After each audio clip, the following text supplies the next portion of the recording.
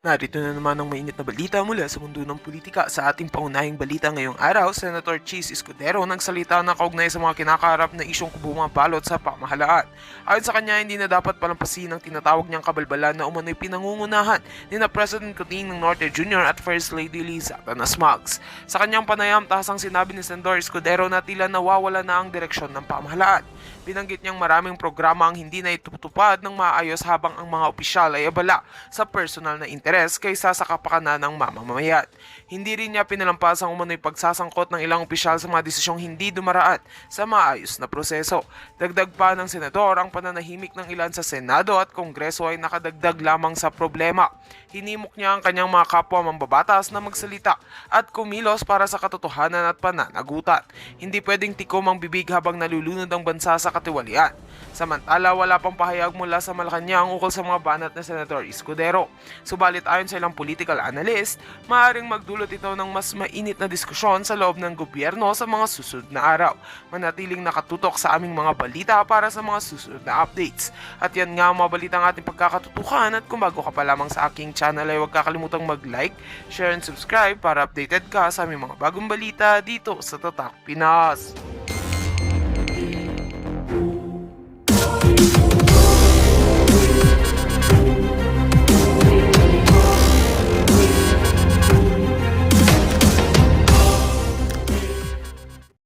House Speaker of the House, the worst First Lady.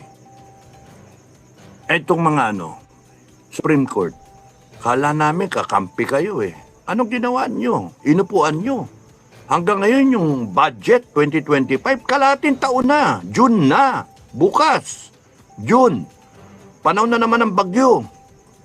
Hanggang ngayon, walang yung mga sinampa sa inyo na mga tertiary na mga TRO, etc., etc., ek na yan, mga legal luminaries.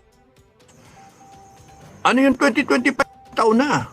Desisyonan nyo, wag yung, ano ba yan, meron bang nag-under the table inyo? Supreme Court, nasisira kayo, nadadami kayo sa kawalan ng administrasyon, o kaya walang yan na rin talaga kayo.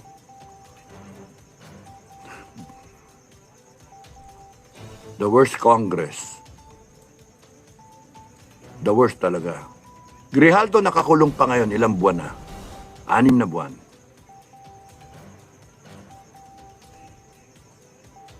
Parang, ano ba yun? Walang karapatan yung tao?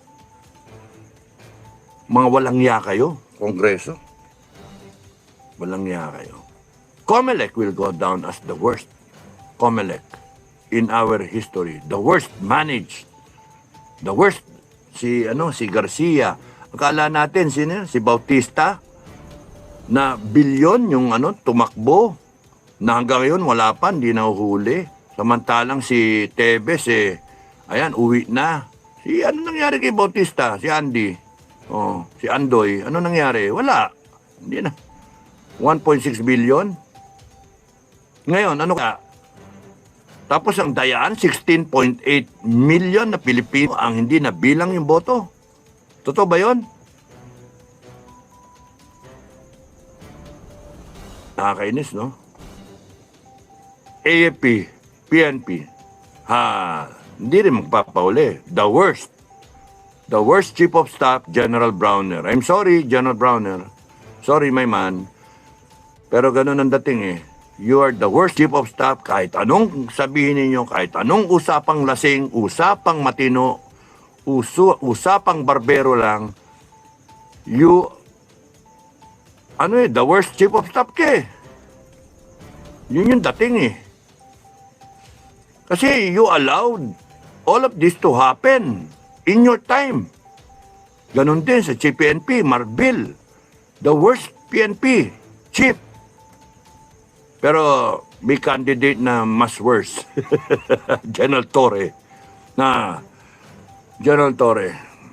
Ay, nako.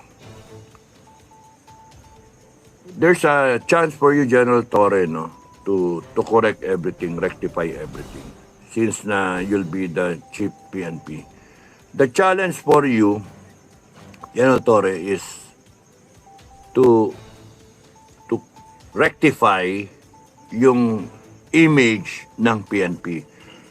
Bago ikaw umupo, ang sama ng image ng PNP. Daming PA mayor na dumaan, nasira ang PNP. Sira. Sira eh. Ang sama eh. Nang dating eh. Kung ako nga lang masusunod eh, pasara ko yung PNP eh. Palitan eh. Kasi nga, panay negative eh. Nega ang PNP. Tapos noon, ang ano ngayon, General Torre, in fairness, has a chance to correct everything. To make the PNP proud again, to make the people believe that there is a police force na pwedeng pagkatiwalaan. Kung gagamitin mo, Torre, yung kapangyarihan mo bilang Chief PNP, huwag mo sayangin sana. Huwag mo sayangin. Ikaw ang kauna-unahan na Chief PNP galing sa PNPA. Kahit meron pang mga Class 92. Class 93 ka, PNPA. Pagkakataon mo to set a standard. Set that standard, please. Nagkita tayo sa DOJ. First time kita nakita sa DOJ. Sinabi ko, gusto kita sapakin eh. Pero sabi sa akin, kinukwento ko sa'yo, sabi sa akin ni dating Chief PNP, Senator Bato, wag sir. Atin yan. Kasama yan. Ginagawa lang niya ng trabaho. Yun ang sabi. Kaya sabi nga ni Torre, sinabi niya yun, sir? Oo, sabi niya, kaya hindi kita sasapakin eh. Kakainit ka ng ulo. Nagamit mo yung pwesto mo para ma-attain yung ano. Okay, na yan, na-attain mo na. Pwede ba gamitin mo yung posisyon mo, yung estrella mo, gamitin mo para mapatino mo ang PNP, para maayos mo. Huwag kang nagpapagamit para in-neutralize. Kaya ginawa mo kay Duterte, hinuli mo. O sige, sikat-sikat ka sa mata ng mga pro-BBM. Pero sa mata ng mga Duterte, na mas marami, sirang-sira ka. Kung pwede ka nga makamatay ang mura, patay ka na eh. Pero you have a chance, since you're already there, gamitin mo yung kapangyarihan mo, the honor of being the Chief PNP, to correct the PNP, to professionalize the PNP, so that the people will start believing again sa PNP. Kasi kung di mo gagawin yan, wala. Sira lalo yung institusyon. You set a standard na being the first PNPA, Chief PNP, the others who will follow under you, panay PNPA na, who will follow your footsteps, mahirapan sila i-attain yung standard. Pero gusto nilang tahakin yung ginawa mo. Sana ganun ka. Sana mahimasmasang ka. Sana anuhin ka ng langit na may pagkakataon ka na maayos ang PNP where all the others failed. Now, don't fail as the Chief PNP so that you will leave a legacy na yung kay Torre na tumino. Huwag kang mamolitika. Huwag kang mamolitika. Because pag ikaw namolitika, baka biglang umikot ang gulong eh. Sa kangkungan ka, pupulutin. Mas maganda, umikot man yung gulong o hindi umikot yung gulong, gawin mo yung trabaho na ayusin mo yung PNP. Mawala yung droga, mawala yung abuso, panay respeto sa mga kababayan. Yun ang gawin mo. Total, nandiyan ka na eh. Nandiyan ka na eh. Pero kung hindi mo susundin yung advice, walang mangyayari sa'yo. Galit ang tao eh. Galit. Kat kayo lahat dyan sa gobyerno. May masmasang kayo. Lahat kayo ha. COMELEC, Congress, Senate, DOJ. Lahat kayo. Tandaan ninyo yung kapangyarihan ninyo. Pati ikaw, Bongbong. Tandaan ninyo yung kapangyarihan ninyo. Hindi sa inyo forever. Mapipikon din ang taong bayan. pagka napikon ng taong bayan, kalaban nyo, taong bayan. Huwag niyong paabutin ito na magkagulo-gulo ang Pilipinas. Ngayong panahon, kailangan nating magkaisa bilang mga Pilipino kasi napakarami ng mga problema sa buong mundo at sa bansa natin na kinakailangan solusyonan. Parating na naman ang mga bagyo, ayan na naman, baha-baha na naman. Ay, nako, kawawa tayong Pilipinas. Pilipino kasi ayaw tumayo eh. Ayaw ipaglaban yung tama eh. Maraming reklamo sa eleksyon. Wala lang. Yung mga nanalo, thank you. Yung mga kasama, hindi baling natalo. Ano ba yan? Duterte. Di ba? Duterte will go down in history as the best president this country ever had until such time someone else better will step in and claim the throne of being the best president ever. But right now, si PRRD is the best president ever. And ang daming ebidensya eh. Buong mundo eh, Diyos ko. Buong mundo. Tapos yung ginagawa ninyo sa kanya sa ICC. At kung kayo'y mag-iisip ng masama sa kanya, maghunos dili kayo. Because ikaw lalo na Marcos, ano ka pe? Plastic ka pe. Yung impeachment pa kay Sara. Ang gulo-gulo ninyo. Kasi panay kayong mga maitim ang budi. Panay kayong mga panay kayong manggagamit. Panay kayong mga walangya. Power is not with you forever. The people can take back that power anytime. The sovereign Filipino people can and will take back that power if they so desire. All government authority emanates from the people. Imagine that. Nasa konstitusyon yun. Kayong mga nakaupo ngayon, binabiolate ninyong konstitusyon. Kung mag-aasta kayo, kala ninyo forever kayo dyan. Naghihintayan lang to mga tao eh. Inintay nila sinong tatayo. Wala naman tatayo. Sino man tatayo. Nagtuturuan. Yung iba gustong tumayo. Wala na masusunod. parang kilala ko yun. mga gustong tumayo. Wala na masusunod. Wala naman tao. May iba naman, ang daming tao. Hindi naman makatayo. Saan tayo pupulutin? Kaya ang naging challenge sa akin is mag-SFGF na lang. Kahit ako'y merong karamdaman, inisip ko na to do something positive.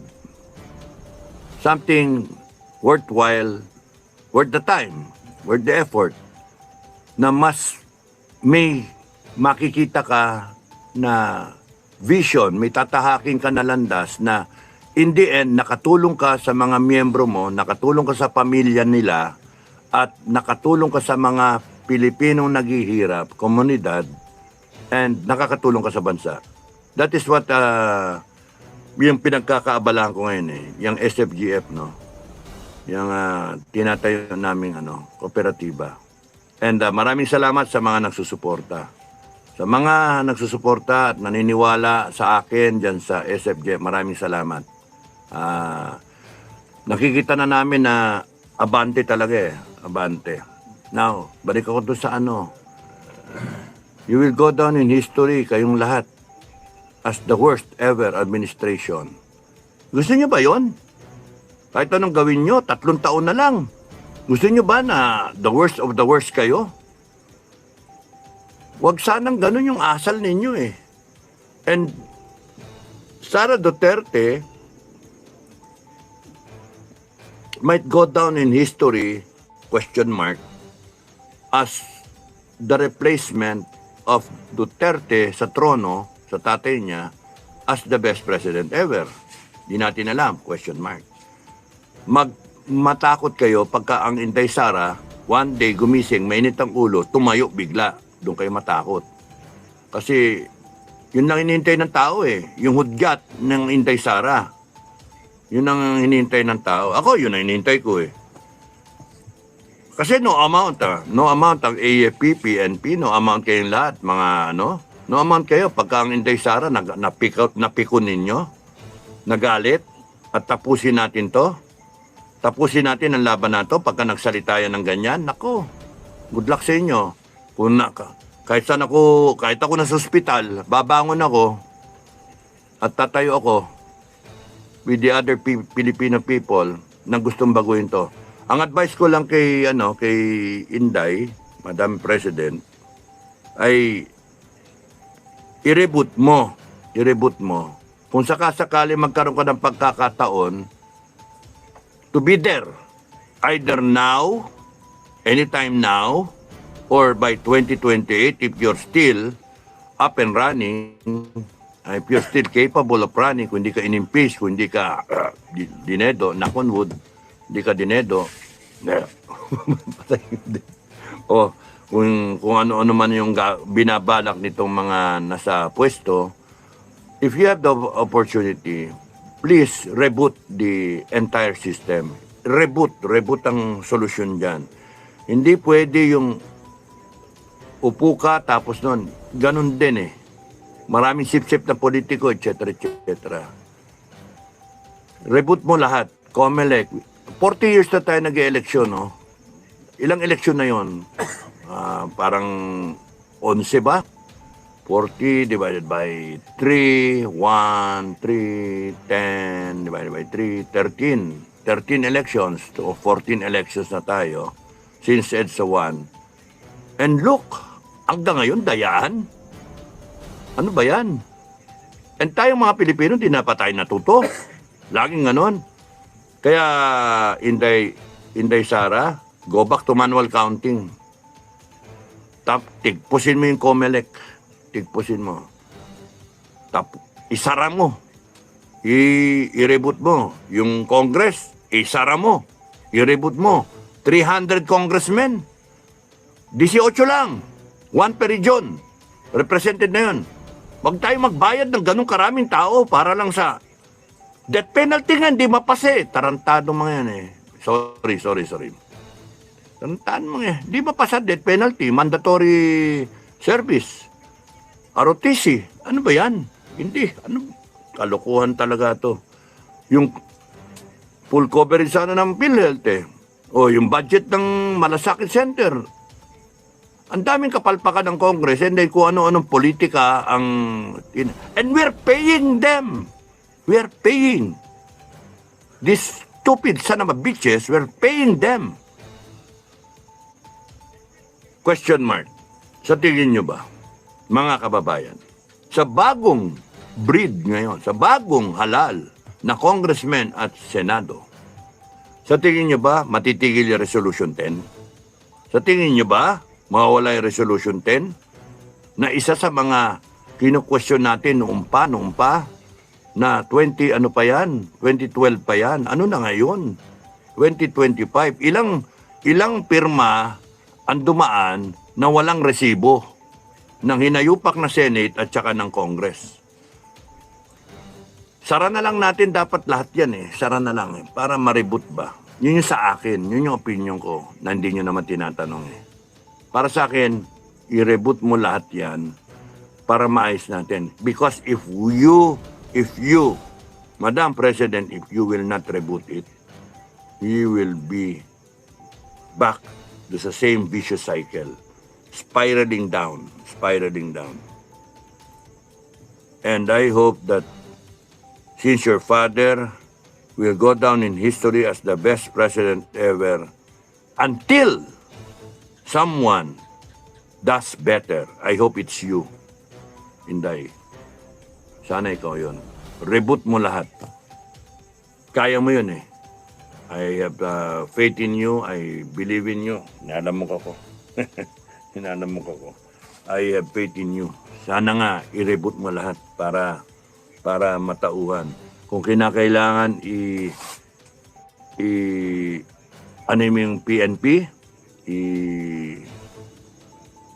ano tawag doon, i-reboot mo, pati AFP, excuse me, i-reboot mo, lahat. Congress, Senate, COMELEC, you put the right people. Otherwise, walang mangyayari. Sayang. Sayang eh.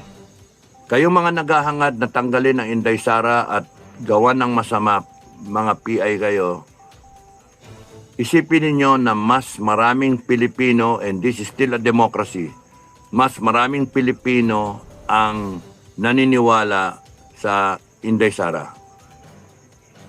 Kaya, balik ako sa iyo, General Torre. No? Congratulations.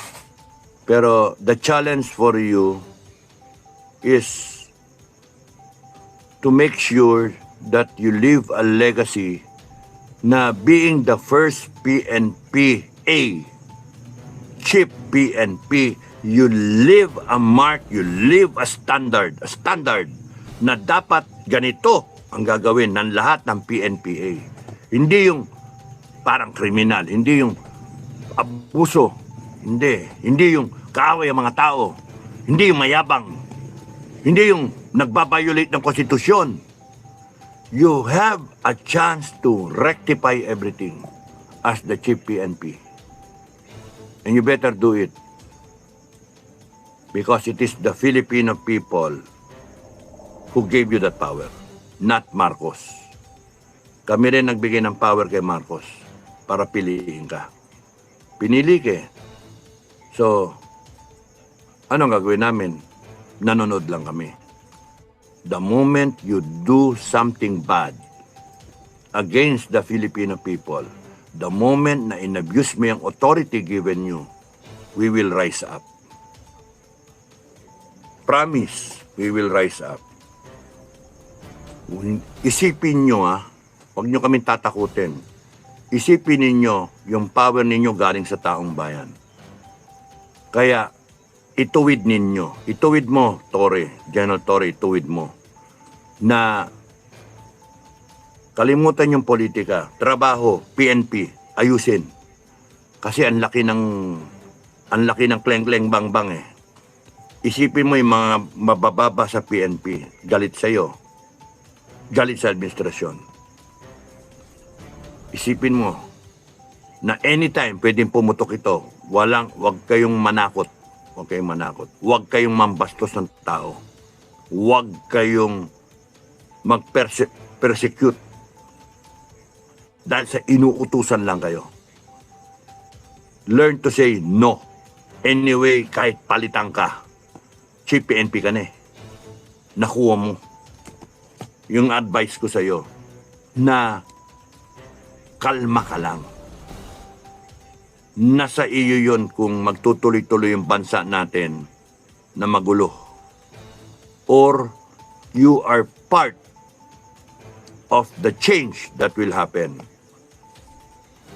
Saan ka lalagay, General Torre? Sa tama o sa mali? That's the challenge for you. Inday Sara, ang challenge sa'yo, saan ka lalagay kung ikaw naging presidente? Saan ka lalagay ngayon? Ipaglalaban mo ba ang Pilipino? Tatayo ka ba para sa Pilipino? Para sa bansa? O iisipin mo lang yung impeachment and 2020? Sorry po, sorry. Pero real talk ako eh. Kasi asar na ako talaga eh sa nangyayari. Ang daming asar na asar eh. Kasi kung gusto nyo magpatayan na lang tayo eh. Okay lang sa akin eh. Pero kung hahayaan natin yung bansa nating hinayupak na bansa natin na lintik na Pilipinas na to, ganyan talaga nangyari. Buisit eh. Kaya ang gusto ko, mag-alaga na lang akong kambing eh. Buti pa, may nagagawa ko, magpapastol na lang ako ng kambing eh. At least eh, masaya pa yung kooperatiba, masaya pa kami. Eh, panay siraan ng tao eh, kanya-kanya. Mga grupo, kanya-kanya. Kanya-kanyang agenda, kanya-kanyang interest, kanya-kanyang ano. Tapos papasamain pa yung iba. Panay inggitan. Kaya nga, buwisit, Mga buwisit. Kanya-kanya namang iniisip na pagka nakaupo si Inday Sara, pengin pwesto, ayun nyo, ina nyo. Hindi nyo inisip ang Pilipino. Nisip nyo, rally, and then ipopront nyo ang taong bayan. Sasabihin nyo, maka-Pilipino kayo, makabayan kayo. And then what? Kailangan ng ganito, kailangan ng ganon. Bigyan nyo ako ng mag-attend kayo, mag-rally kayo. Ano ba yun? Hindi tama yun. Kayong mga pinuno, tumayo kayo. Tumayo kayo. From Inday Sara, down the line, tumayo kayo. Paglaban yung bansa, kita nyo mali yung nangyari sa eleksyon, mali yung nangyari sa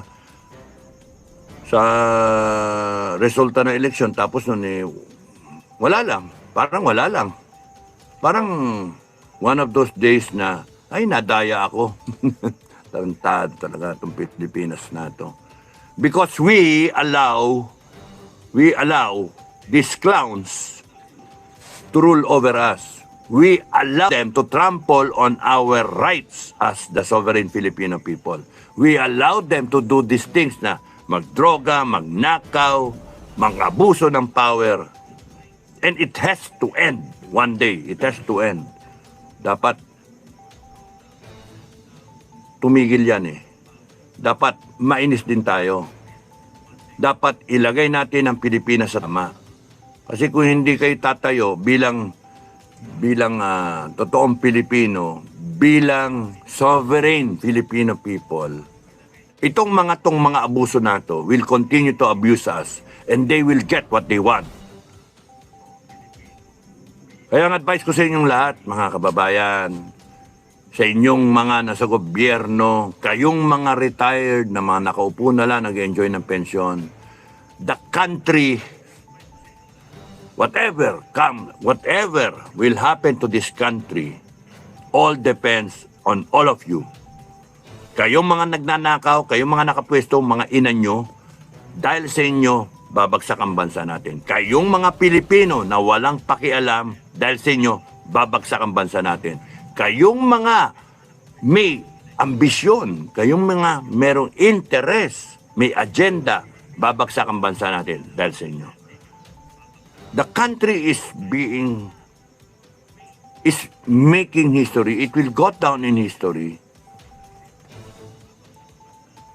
as the pinakakaawa Pilipinas. It will go down in history as a country na not worthy of being called a first world country. Continue to go down, spiraling down until that time na wala na, di na ma-recover. Because you all lack, ewan ko, you lack the involvement, the commitment, the understanding of where we should be.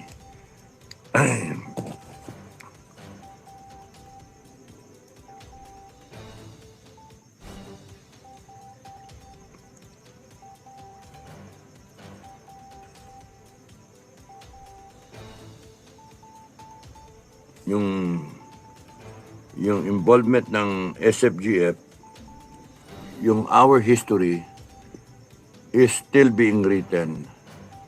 And I hope that we do it right